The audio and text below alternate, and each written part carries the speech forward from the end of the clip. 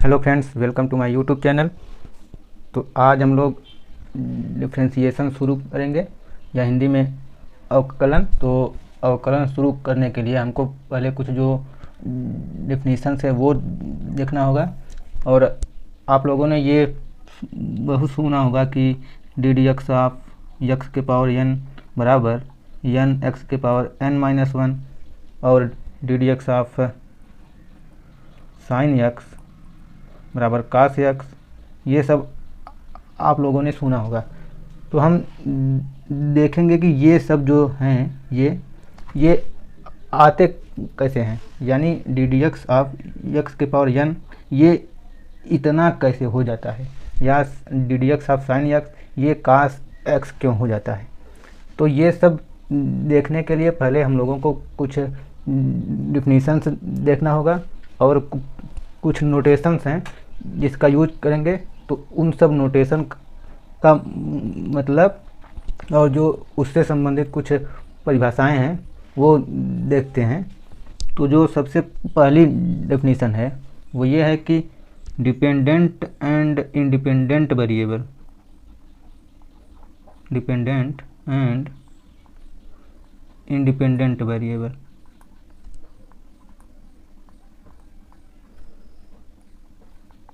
या हिंदी में स्वतंत्र और परतंत्र चर राशियाँ आप लोगों ने बहुत पहले ही छोटी कक्षाओं में पढ़ा होगा। तो यहाँ हम लोग डिपेंडेंट और इंडिपेंडेंट वेरिएबल देखते हैं। तो जैसे कोई फंक्शन है, जैसे ये हमारा फंक्शन है y बराबर एफ एक्स और ये एक कॉन्टीन्यूअस फंक्शन है। ऐसा हम लोगों को मानना है कि ये जो फंक्शन है ये कॉन्टीन्यूअस फंक्शन है, कॉन्टीन्यूअस फंक्शन है। तो जो ये फंक्शन होगा वो इस तरीके से हो सकता है कि ये कोई पॉलिनॉमियल फंक्शन हो, यानी y बराबर x square plus 5x plus 6, या ये हो सकता है कि y बराबर e की पावर x हो, या y बराबर log x हो। इस तरीके से हो सकते हैं, या y बराबर हो 5x, इस तरीके से हो। तो ये सब जो हैं ये और ये सब कॉन्टीन्यूअस फंक्शन हैं। तो इसमें ये है कि अगर जैसे हम लोग फर्स्ट मानते हैं कि हमको दिया हुआ है y बराबर x square plus 5x plus 6, तो हम लोग अगर x की वैल्यू रखेंगे 1 तो हमको y की वैल्यू आएगी 1 प्लस 5 प्लस 6 यानी 12। तो यानी जो y की वैल्यू है वो x के वैल्यू पर निर्भर करती है। और अगर x की वैल्यू हम लोग रखेंगे 2, तो जो y की वैल्यू होगी वो हो जाएगी 4 प्लस 10 प्लस 6, यानी ये हो जाएगा 20। तो इस तरीके से अगर हम लोग x की वैल्यू चेंज करेंगे तो y की वैल्यू भी चेंज होगी, और जो y की वैल्यू है वो x के वैल्यू पर निर्भर करती है। तो जो y है ये x पर डिपेंड करता है। तो जो y हो जाएगा वो डिपेंडेंट होगा, क्योंकि ये x पर निर्भर करता है। तो y डिपेंडेंट वेरिएबल होगा और x इंडिपेंडेंट वेरिएबल। तो यहाँ से जो ये हमारा फंक्शन था y बराबर एफ ऑफ एक्स जो कि कॉन्टीन्यूअस फंक्शन था, यहाँ पर y ये डिपेंडेंट वेरिएबल होगा और जो x है x ये इंडिपेंडेंट वेरिएबल।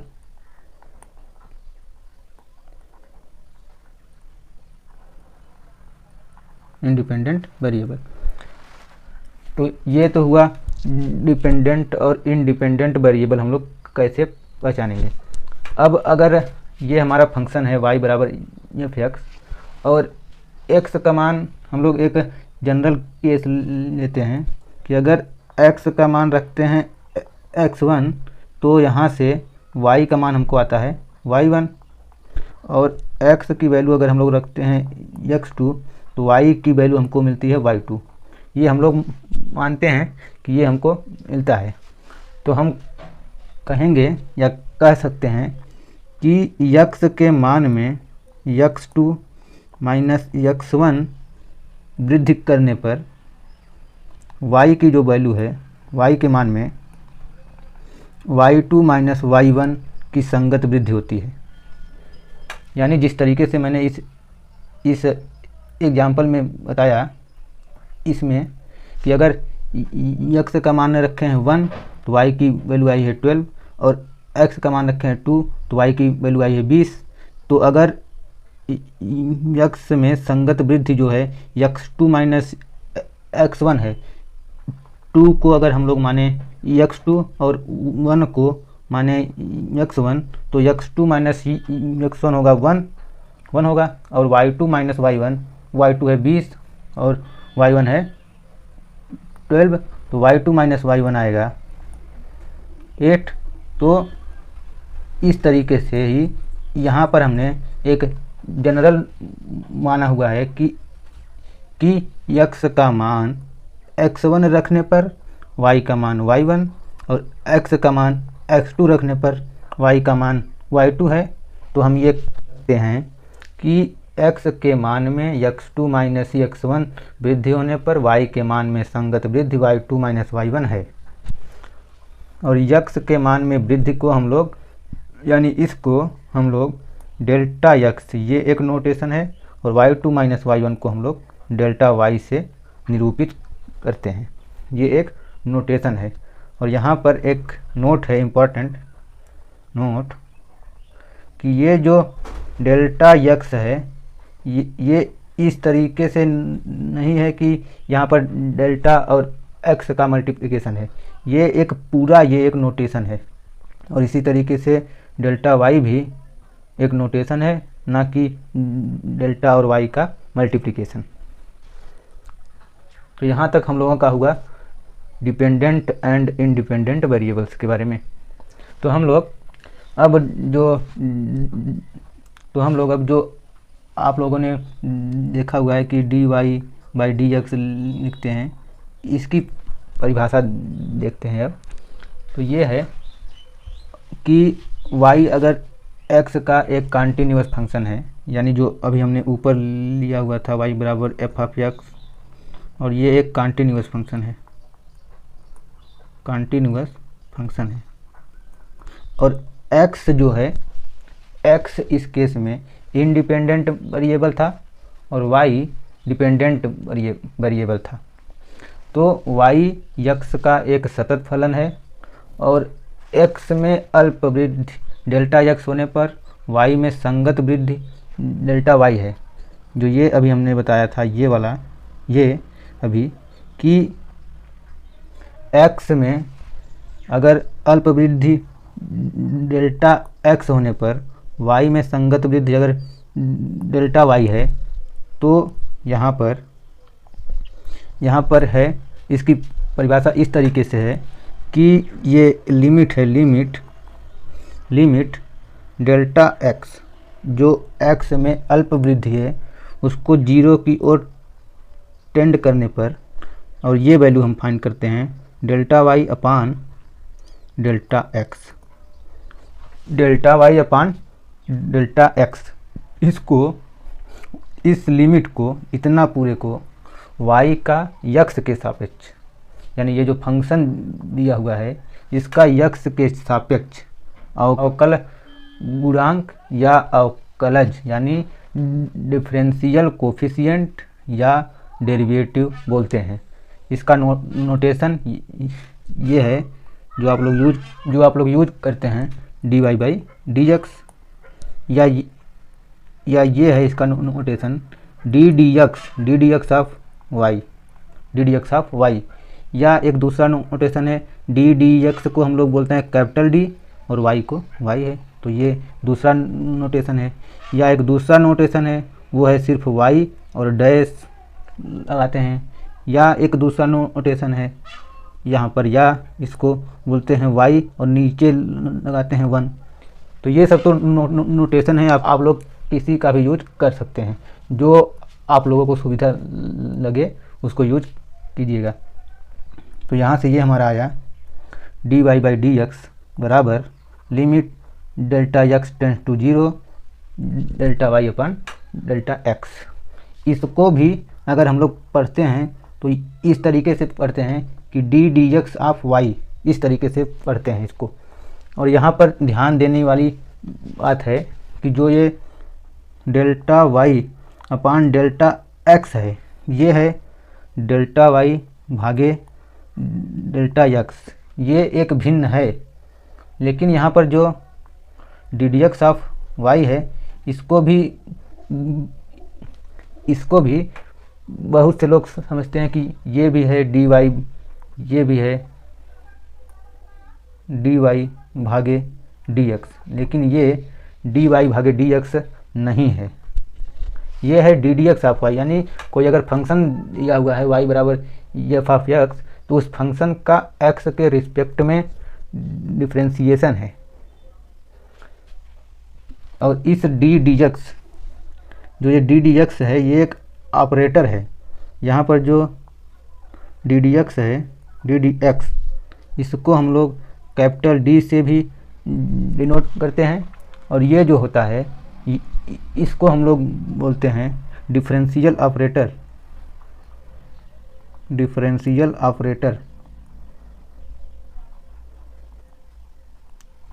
तो डी वाई यानी डी एक्स ऑफ वाई, ये डी वाई भागे डी एक्स नहीं होता है, लेकिन जो ये है delta Y upon delta X, ये होता है डेल्टा वाई भागे डेल्टा एक्स। और डेल्टा वाई और डेल्टा एक्स जो हैं वो एक छोटी छोटी राशियां हैं, और वो हैं कि वाई में एक अल्प वृद्धि है डेल्टा वाई, और एक्स में अल्प वृद्धि है डेल्टा एक्स। और अवकल गुणांक ज्ञात करने की विधि हम लोग देखते हैं अब। तो हम लोग अब डिफरेंशियल कोफिशिएंट जो फाइंड करने का मेथड है उसको देखते हैं। तो इसके लिए सबसे पहले हमको कोई फंक्शन दिया हुआ होगा y बराबर एफ ऑफ एक्स, जो कि कॉन्टिन्यूअस होगा, कॉन्टिन्यूअस फंक्शन होगा। और हम लोग मानते हैं कि ये जो x में अल्प वृद्धि डेल्टा x होने पर y में संगत वृद्धि डेल्टा y है, जो कि अभी हमने बताया, ये वाला ऊपर हमने बताया था इस तरीके से, ये वाला। तो ये हुआ x में अल्प वृद्धि डेल्टा x होने पर y में संगत वृद्धि डेल्टा y है, ये हम लोगों ने माना। तब ये होगा कि y प्लस डेल्टा y बराबर F of X plus delta X, ये होगा।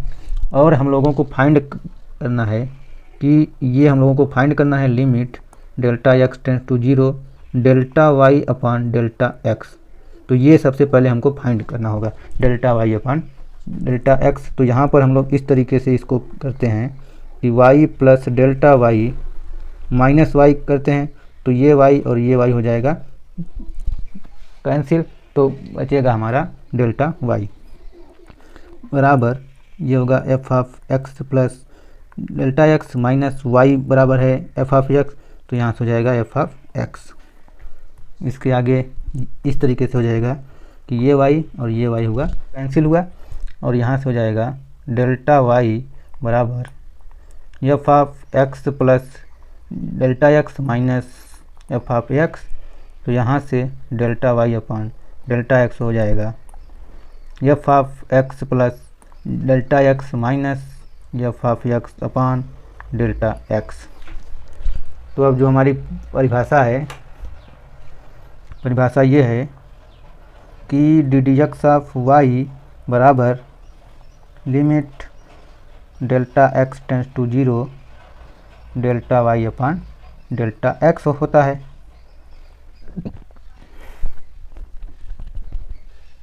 तो ये हो जाएगा limit delta X tends to 0 F of X plus delta X minus F of X upon delta X. तो ये आया हम लोगों का फार्मूला।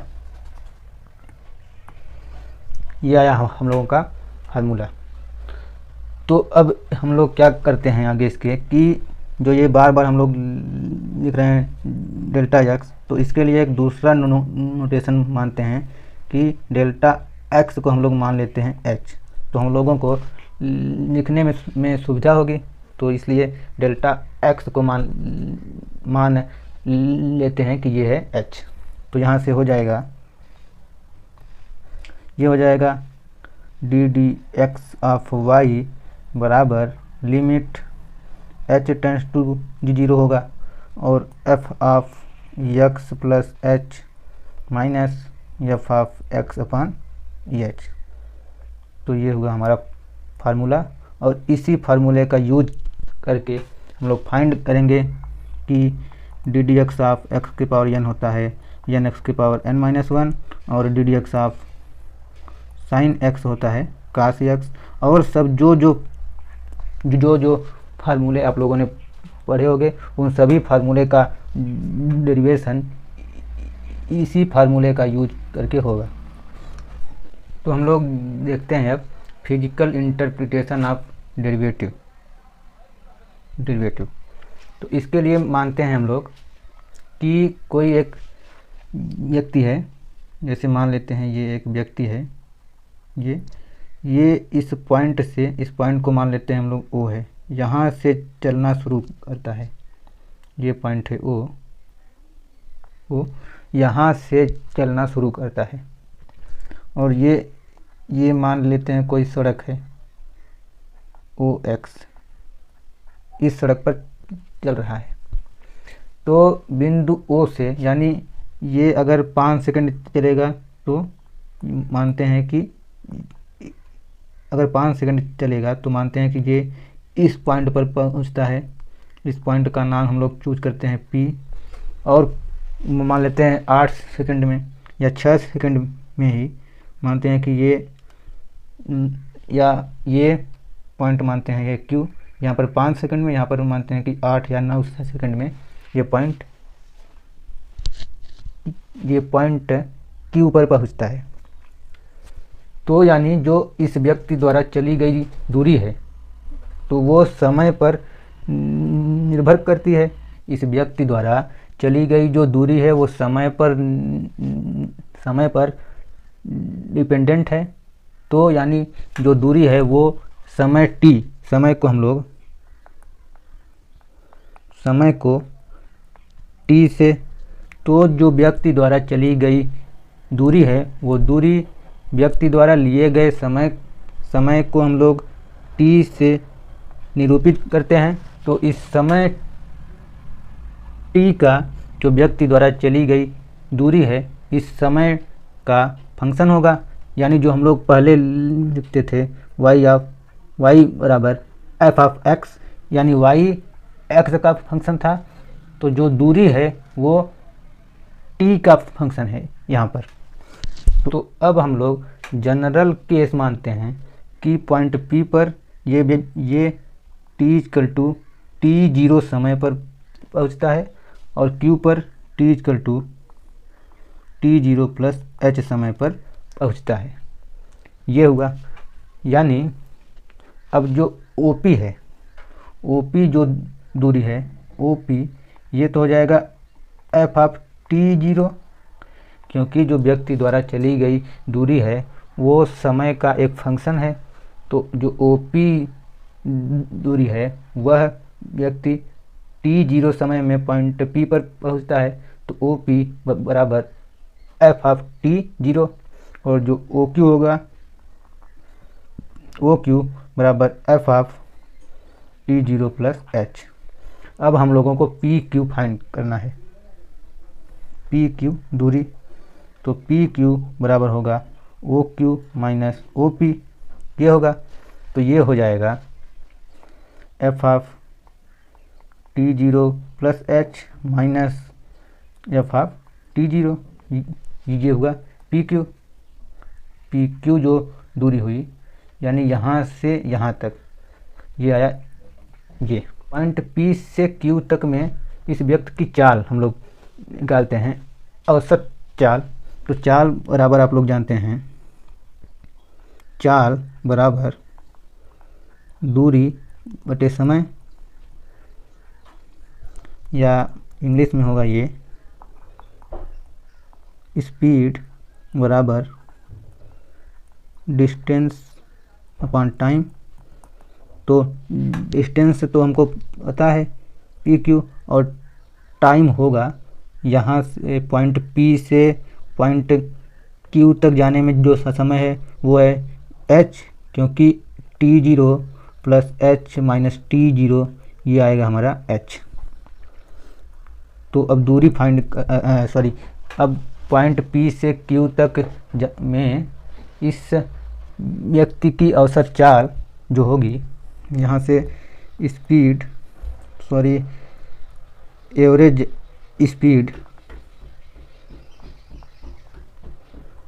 स्पीड जो होगी वो होगी, दूरी है यू क्यू और समय है एच। तो ये हो जाएगा F of T zero plus H minus F of T zero upon H, ये हुआ एवरेज स्पीड। अब यहाँ से अगर एच टेंडिंग टू जीरो है, यानी पॉइंट क्यू पॉइंट पी की ओर जाएगा, यहाँ से देखिए फिगर में अगर एच टेंड्स टू जीरो है, यानी ये पॉइंट जो है क्यू ये पॉइंट पी की ओर आएगा। अगर हम लोग एच को जीरो की ओर करते हैं, यानी एच जो समय है उसको कम करेंगे, तो पॉइंट क्यू भी पॉइंट पी की ओर आएगा। यानी when H tends to zero then Q tends to P, ये होगा। तो इसलिए पॉइंट पी पर यानी T equal to T zero पर जो उस व्यक्ति की तत्कालिक चाल होगी, तत्कालिक चाल वो हो जाएगी limit H tends to zero P Q upon H. तो T equal to T zero पर जो व्यक्ति की तात्कालिक चाल होगी,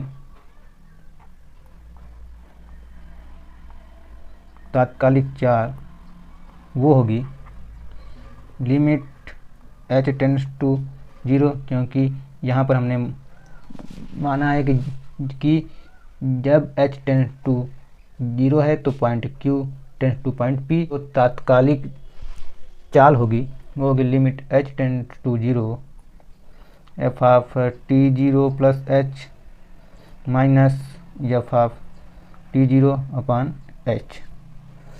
और यही होता है एफ डैश टी जीरो, यानी पॉइंट टी जीरो पर एफ का अवकलज, पॉइंट टी जीरो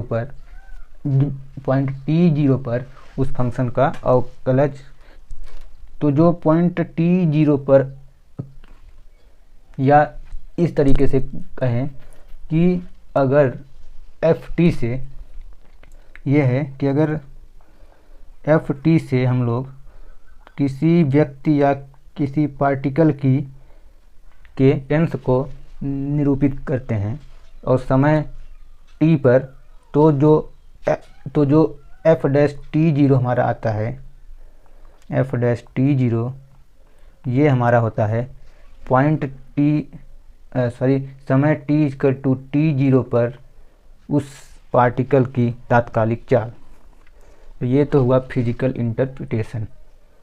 तो अवकलज का फिजिकल इंटरप्रिटेशन ये है कि किसी पार्टिकुलर टाइम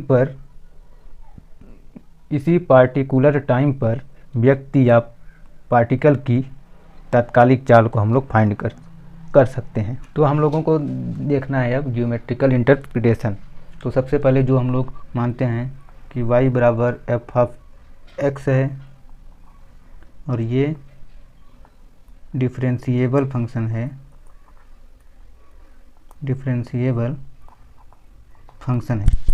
तो इस कर्व को हम लोग देखते हैं। अब तो एक फिगर बनाते हैं इसके लिए हम लोग इस तरीके से कि ये है y एक्सिस और ये है एक्स एक्सिस, ये है एक्स एक्सिस, ये है वाई एक्सिस। और वाई बराबर एफ ऑफ एक्स बनाएंगे हम लोग। पहले आगे हमको इसका यूज होगा तो इसको पहले बना लेते हैं हम लोग। इस तरीके से देखिएगा आप कि ये जो कर्व है ये वाला, ये है y बराबर एफ ऑफ एक्स। इस लाइन को अभी आप लोग भूल जाइए, ये है y बराबर एफ ऑफ एक्स। इस पर हम लोग 2 पॉइंट चूज करते हैं। ये जो पॉइंट है यहाँ पर हम लोग मानते हैं कि ये है पॉइंट P, और इसके आगे किसी पॉइंट पर यहाँ पर ये पॉइंट, ये जो पॉइंट है इसको मानते हैं ये है Q। और पॉइंट P का कोऑर्डिनेट हम लोग मानते हैं, पॉइंट P का ये है C कमा एफ ऑफ C। ये है पॉइंट P का कोऑर्डिनेट, यानी यहाँ से यहाँ तक ये है एफ ऑफ C, और ये है C यहाँ से यहाँ तक, ये हुआ। और पॉइंट Q का कोऑर्डिनेट हम लोग मानते हैं, पॉइंट Q का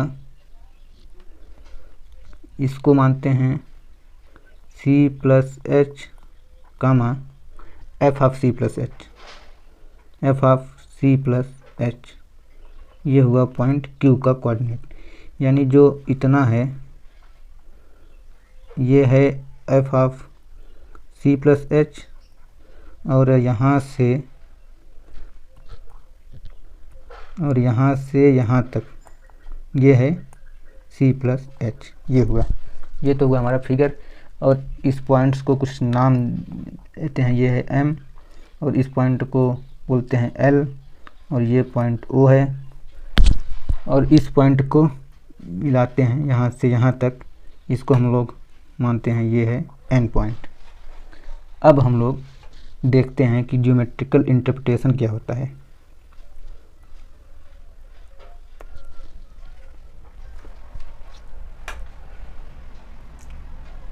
तो हम लोग अब इस पॉइंट P और पॉइंट Q को मिलाते हैं, तो ये इस तरीके से होगा। ये हुआ पॉइंट P Q को हमने मिलाया। तो अगर ये कर्व है y बराबर एफ ऑफ एक्स, तो उस कर्व के किसी भी 2 पॉइंट्स को मिलाएंगे तो जो रेखा होगी वो उस कर्व का कहलाता है कार्ड। तो जो कार्ड PQ है उसका स्लोप हम लोग फाइंड करते हैं। तो slope of card PQ, slope of card PQ, तो जो हम लोगों को अब निकालना है वो है कि इस PQ का, ये जो PQ है, इस PQ का स्लोप हमको फाइंड करना है। तो स्लोप फाइंड करने के लिए हम लोग क्या करते थे कि अगर ये है y एक्सिस, ये है x, और ये है कोई लाइन, तो यहाँ पर जो एंगल होता था उस एंगल का tan थीटा हम लोग निकालते थे। तो यहाँ पर भी उसी तरीके से हम लोग फाइंड करते हैं। तो ये होगा tan ऑफ, जो एंगल बनेगा वो होगा QPN। तो यहाँ से हम लोग एंगल QPN ये हमको निकालना है। अब तो tan थीटा बराबर लंब बटे आधार, तो उस हिसाब से इस फिगर में देखिए आप लोग, तो ये हो जाएगा QN अपान PN, QN अपान PN ये होगा। और QN है QN, यानी यहाँ से यहाँ तक जो है ये है पूरा QM माइनस NM ये है। तो ये हो जाएगा QN के स्थान पर हम लोग लिखते हैं QM माइनस MN अपान PN के स्थान पर PN। इसको देखिए, ये है PN, तो PN के स्थान पर हम लोग लिखेंगे LM, या ये हो जाएगा QM माइनस MN, यानी ये MN के स्थान पर हम लोग PL लिखते हैं, क्योंकि PL हमको पता है। तो PL हुआ, और ये हुआ LM। एल एम कितना होगा, O M minus O L होगा। तो अब इन सब की वैल्यू हमको पता है, तो अब रखते हैं इसको, इन सब की वैल्यू। तो ये आएगा क्यू एम है F of C plus H minus P L है F of C upon O M है C plus H, O L है सी। तो यहाँ से अब आ जाएगा, यहाँ से ये सी और ये सी होगा कैंसिल, तो ये आएगा F of C plus H minus F of C upon H. ये आया हमारा इस कार्ड पी क्यू का स्लोप, ये आया हमारा। अब ये है कि अगर यहाँ पर देखिएगा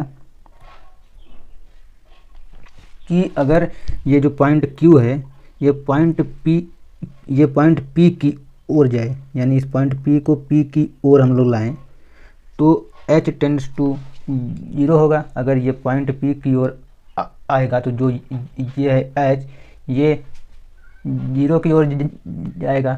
तो यहाँ से ये हो जाएगा कि लिमिट, ये हो जाएगा limit Q tending to P और slope of P Q, slope of P Q जो है, तो यहाँ से ये था उसका स्लोप, तो ये हो जाएगा limit Q tending to P होगा तो एच टेंडिंग टू 0 होगा। तो यहाँ से लिमिट एच टेंडिंग टू 0 और जो है F of C plus H minus F of C upon H, ये होगा। अब ये है फिगर में देखिएगा कि जैसे जैसे पॉइंट क्यू, दूसरा पेन, जैसे जैसे पॉइंट क्यू वक्र के अनुदिश यानी इस तरीके से पॉइंट क्यू की ओर आता है, तो जो ये कार्ड है पी क्यू, ये इस कर्व के पॉइंट पी पर, अगर ये इस तरीके से आएगा पॉइंट पी पर, तो जो ये पी क्यू है कार्ड, ये बिंदु पी पर स्पर्श रेखा की ओर अग्रसर हो जाएगी।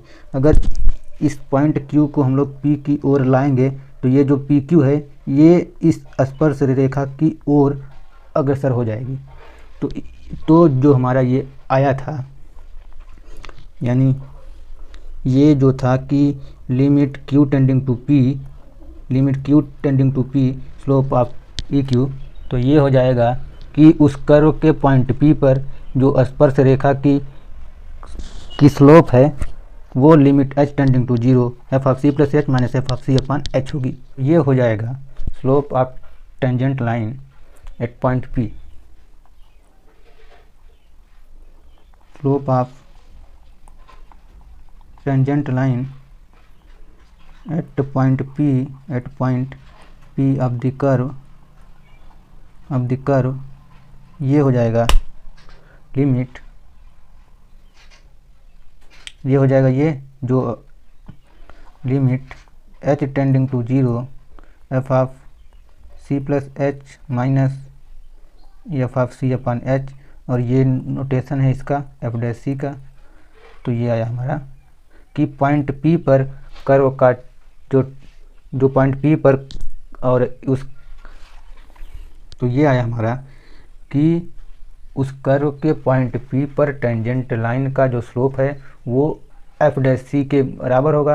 अर्थात ये हुआ कि टेन साई, जो हमारा एंगल साई है, टेन साई बराबर एफ डैश सी, ये हुआ।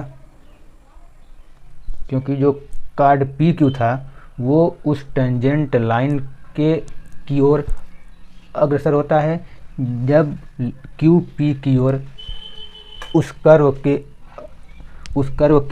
अनुदिश पॉइंट पी की ओर आता है। तो जो कार्ड पी क्यू था वो उस टेंजेंट लाइन की ओर अग्रसर होता है। तो टेन साई बराबर आया एफ डैश सी। तो ये जो एंगल साई है वो हमने बताया है फिगर में, वो उस कर्व के पॉइंट सी कामा एफ सी, देखते हैं फिगर में एक बार फिर से, वो उस कर्व के पॉइंट सी कामा एफ सी पर स्पर्श रेखा का, ये है स्पर्श रेखा, इस स्पर्श रेखा का एक्स एक्सिस से एक्स एक्सिस से झुकाव है। तो फिजिकल इंटरप्रिटेशन ये आया कि उसकी फंक्शन एफ ऑफ एक्स का बिंदु एक्स बराबर सी पर जो अवकलज होता है वो उस कर्व y बराबर एफ ऑफ एक्स के point C comma F of C, इस पॉइंट पर खींची गई स्पर्श रेखा का स्लोप होता है। यानी अगर हमको कोई कर्व दिया हुआ है y बराबर एफ ऑफ एक्स और point C comma F C है, तो हम लोग अगर फाइंड करेंगे एफ डैश सी, तो जो एफ डैश सी होता है ये पॉइंट सी कामा एफ सी पर खींची गई स्पर्श रेखा का स्लोप होता है। तो ये तो हुआ जियोमेट्रिकल इंटरप्रिटेशन। तो आज के लिए इतना ही। तो आगे हम लोग फर्स्ट प्रिंसिपल से अवकलन देखेंगे और तब हम लोग देखेंगे कि D D X of x की पावर एन बराबर एन एक्स की पावर एन माइनस वन कैसे होता है और एन रियल नंबर होता है। तो ठीक है, आज के लिए इतना ही।